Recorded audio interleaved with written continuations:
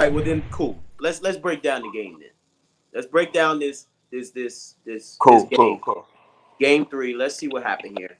Um, we saw Giannis dominate. He put up 41 points. You know, True, he true. back to back games with 40 points.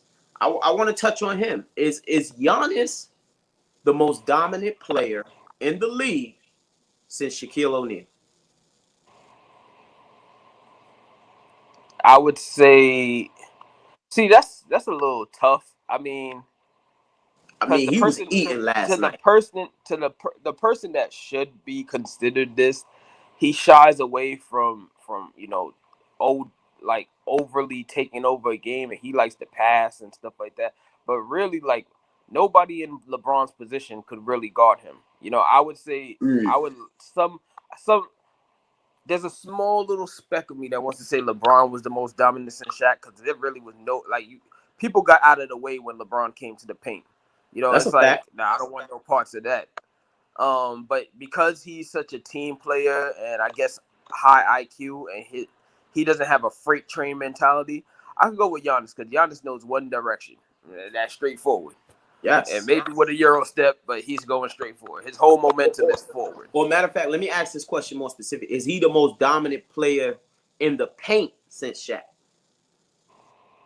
Because he was eating in that paint. I mean, I mean, boy, get that boy a yeah, spoon. I mean, it looked like Phoenix big men took a night off yesterday, Yes, yes, he and did. Yes, he did. We're gonna they touch on that. definitely they definitely allowed Giannis to pretty much do whatever he wanted down low. We're gonna touch on that And because I think Phoenix yeah, left their big men's on the plane, bro. I mean, Phoenix left a lot of stuff on the plane, but Mm. except for Chris Paul showed up to play. What Chris do we Paul call showed up to showing play. up? Chris Paul showed up to play. I just think that finally the Bucks supporting cast showed up to play, and that was the difference maker. Well, you You know who had didn't more show than up just. last night? Oh yeah, who was that, man? Devin Booker. Yeah, Devin Booker. He I put don't up know, $10 man. bill, I was bro. a 10 little, I points, was 3 for concerned that 14 and shooting, 1 for 7 from three. a couple of points in that game, man. Because my thing is, Like you I say, know he that they said were battling. They were battling the whole game. There it's was not a like point that. where things got a little close in the fourth, and I seen Devin Booker sitting on the bench. And for somebody like that draws such comparisons to Kobe, I would have liked to see him in the game trying to fight his team back in to secure that win. But Yeah. So can the Kobe comparisons please stop?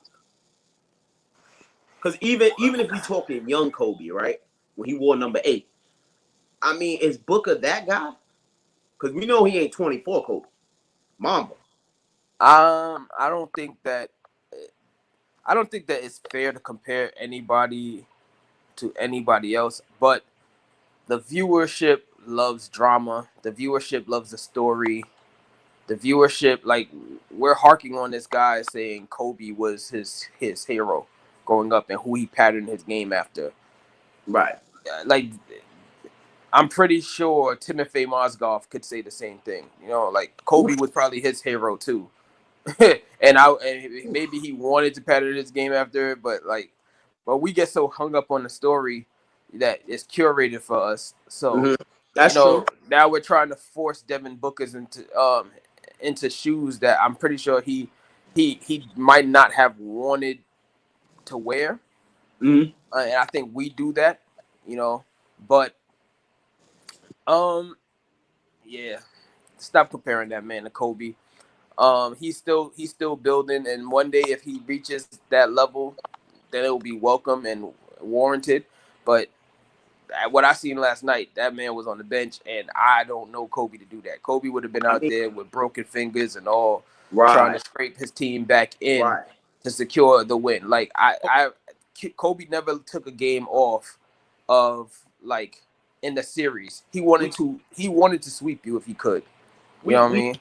we knew Kobe Bryant, right? We knew Kobe Bryant was going to win multiple rings in his career. We just didn't know how many it would be. We knew LeBron James would win multiple rings in his career. We just didn't know how many it would be.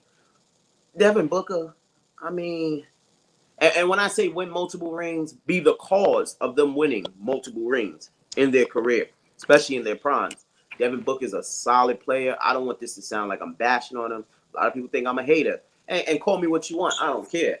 But this guy, as talented as he is, and he is talented, can we please stop calling him the bomb? He's nothing like Kobe Bean Bryant. Nothing like. Nah. I'm hoping here today on Sports on WAA that we put an end to calling Devin Booker the next Kobe Bryant.